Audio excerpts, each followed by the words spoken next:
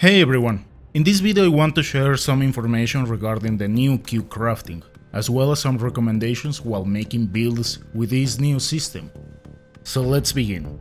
The basic idea about the possible rolls you can get while augmenting your gear is pretty much what we actually do with charms. There are many possibilities, and the first thing that the game tells us is, the lower its rarity level, the higher are the chances to get something nice. It works like that because every armor set has a specific budget to acquire skills or other benefits. Let's say that we want to use the Knight Squire. It has a budget of 16 points.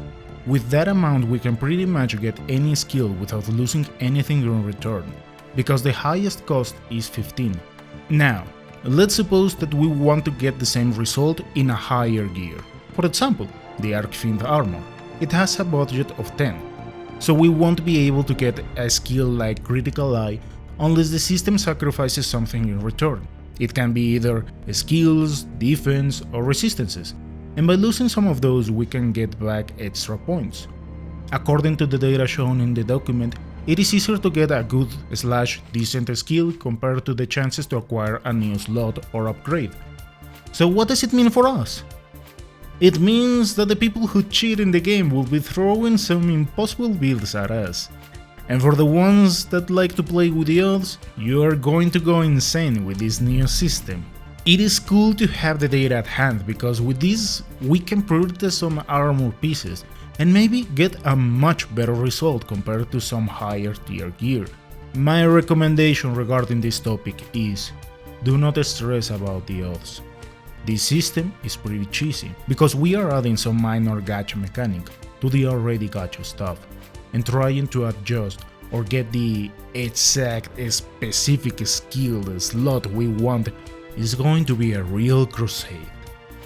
On top of that, there is a good chunk of people saying that the set building is going to be dead, which pretty much is an overstatement. Regarding this topic, the best approach to get a meta build is focusing in what we already can control, and that is the base skill of every armor set, and maybe the classic charm 2 tier 2 slots. Showing what I mean with this is a poison build that I pretty much run in many hunts. It is not the best, but it has some comfy skills that I like. After starting playing with this system, I was able to drop some decos and add different skills, resulting in this.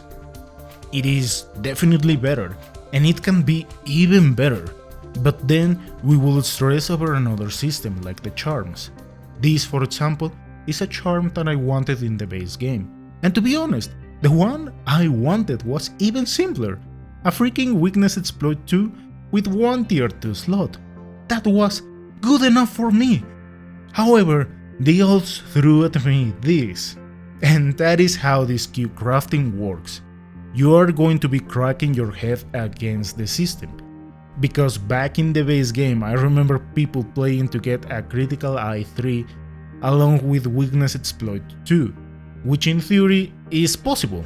And now on top of that, you are going to be playing for a slot upgrade and a specific skill. Summarizing this whole mess, let the charms and augmentations play their roles, and adjust accordingly. Craft some extra armor pieces, and if you find something useful, keep it and start rolling the other armor pieces. Do not stress over this system.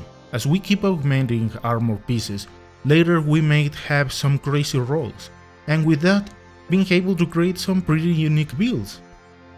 I hope this information is useful for all of you. Thank you for watching, and I'll see you next time.